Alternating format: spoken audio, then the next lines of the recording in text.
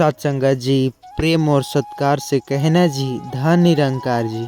बथुआ साग की अद्भुत ताकत। बथुआ साग, जिसे आयुर्वेद में एक अद्भुत औषधि माना गया है, हमारे जीवन को न केवल स्वस्थ बना सकता है बल्कि कई तरह की बीमारियों को भी दूर कर सकता है। इस कहानी में हम एक कहानी से जानेंगे कि कैसे बथुआ साग ने एक गांव को विनाश होने से बचा लिया और वहां के लोग के जीवन कैसे बदला।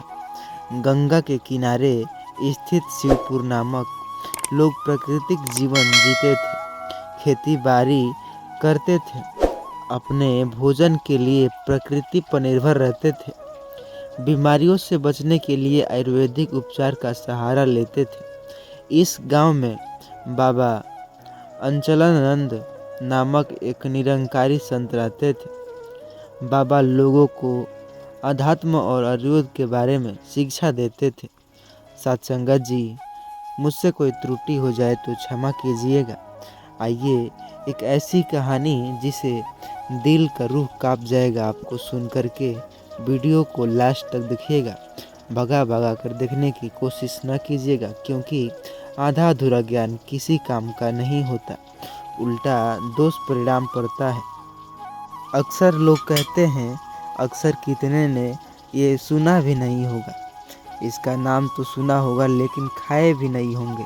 अक्सर ये गांव देहात में नॉर्मल मिलने वाला यह चीज़ है। ये कहानी जो कि एक दिन बाबा ने गांव को संबोधित करते हुए कहा, गांव में एक बड़ी विपत्ति आने वाली है, केवल वही लोग बच पाएंगे जो प्राकृतिक और सत्य के मार्ग पर चलेंगे। गांव के लोग, जो कि कुछ लोग बाबा की बातों को मानते थे, लेकिन ज़्यादातर लोग इसे एक साधारण बात मानकर नज़रअंदाज कर देते थे। जैसे गांव में सावित्री नामक की महिला थी, जो अपने परिवार के लिए हर दिन बथुआ साग लाती थी। सावित्री बाबा की भक्त, जो कि उनके हर उपदेश का पालन करती। बाबा ने उसे बताया कि बथुआ साग में अद्भुत औषधीय गुण है। यह शरीर को शुद्ध करता है, पाचन को बेहतर बनाता है और आत्मा को भी शांति प्रदान करता है। सावित्री ने यह बात गांव के अन्य लोगों को बताई, लेकिन उन्होंने इसे गंभीरता से नहीं लिया। कुछ ही दिनों बाद गांव में अचानक अजीब घटनाएं होने लगी।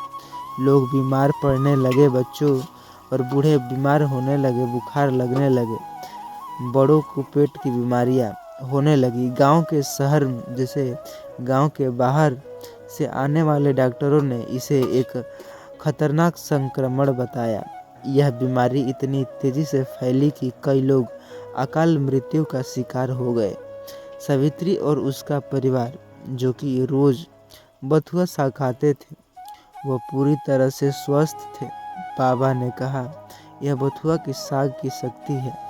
यह साग न केवल शारीरिक को सुख करता है बल्कि यह बीमारियों से लड़ने का भी ताकत देता है। बाबा ने गांव वालों को बुलाया और उनसे कहा, लोग इस बीमारी से बचना चाहते हैं, वे बथुआ साग को अपने भोजन में शामिल करें और नियमित रूप से इसे खाएं, साथ ही अपना आत्मा को भी शुद्ध करें। गांव के लोग जो बाबा की बातें को अनदेखा कर रहे थे, अब वो अपनी जान बचाने के लिए शरण में आने लगे। बाबा ने सभी को बथुआ साग की औषधि के गुण बताए।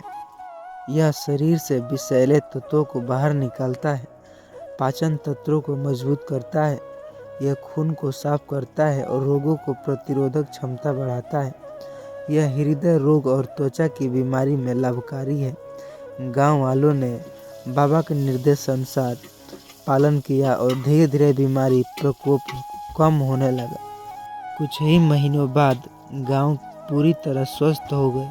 अब लोग बाबा और बथुआ साग की महिमा को समझने लगे। उन्होंने यह भी समझा कि प्रकृति के करीब रहना और उनका सम्मान करना ही जीवन का सच्चा मार्ग है। बाबा ने गीता के एक श्लोक का उल्लेख करते हुए कहा कि अपि चेदसि पापेभ्य सर्वेभ्य पापकृतं सर्व ज्ञानप्लवेन प्रवृत्ति संतर्यसा, जैसे अर्थात यदि तुम सबसे बड़े पापी हो तो भी ज्ञान का सहारा लेकर तुम सभी पापों को पार कर सकते हो।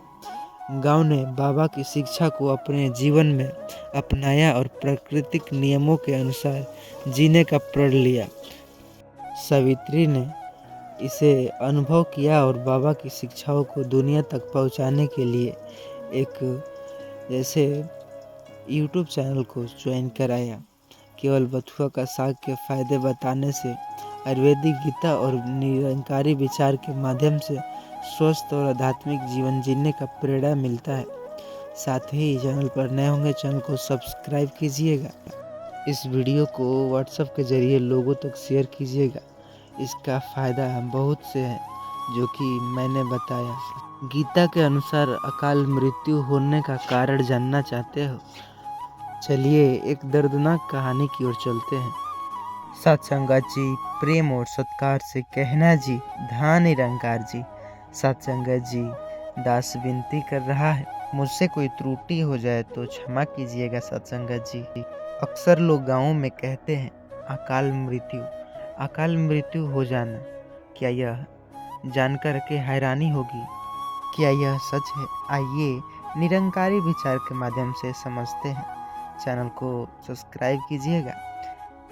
इस वीडियो को लास्ट तक देखिएगा, छोड़ कर देखने की गलती ना कीजिएगा, क्योंकि आधा अधूरा ज्ञान बहुत ही ज़्यादा घातक होता है सत्संगत जी। जीवन का रहस्य और गीता का संदेश।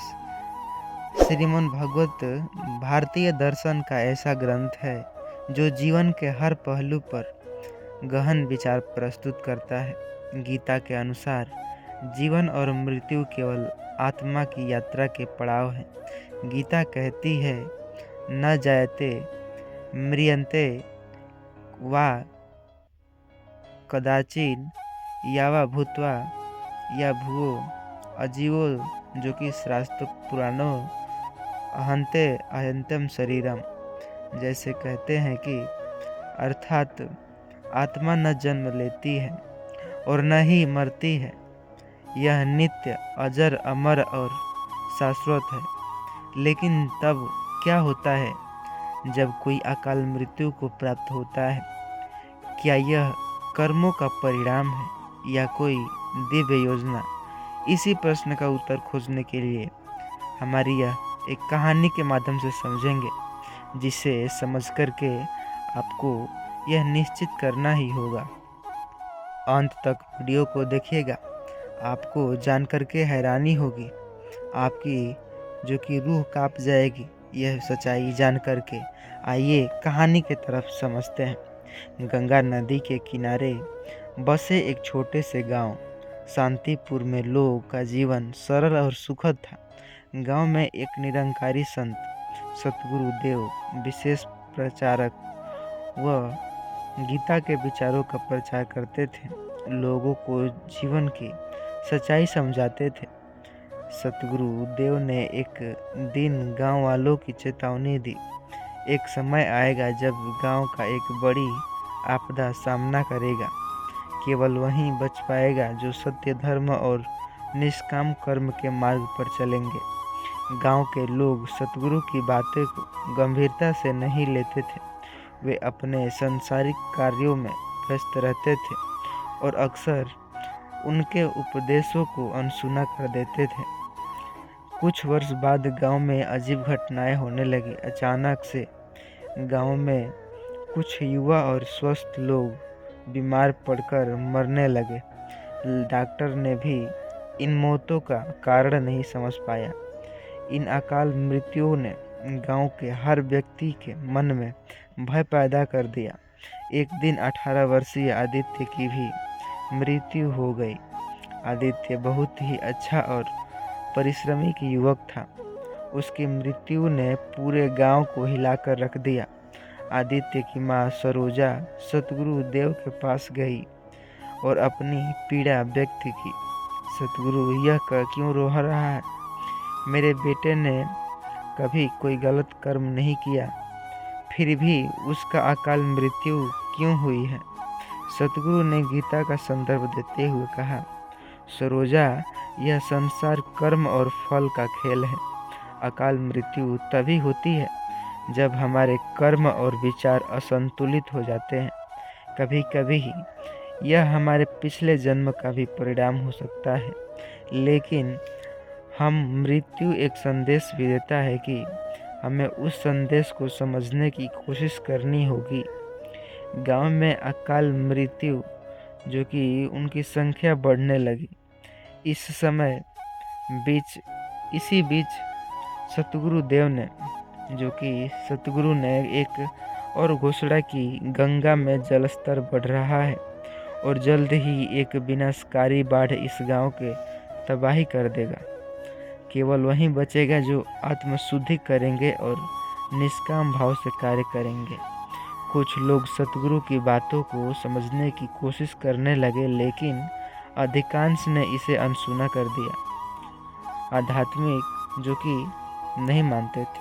गांव में सुमन एक युवा जो कि महिला जो सतगुरु की शिष्या थी, उसने गीता के संदेश को समझा कि और लोगों को जागरूक करने का प्रयास किया कि उसने गांव में गीत पाठ और सामूहिक प्रार्थना करने का आयोजन किया।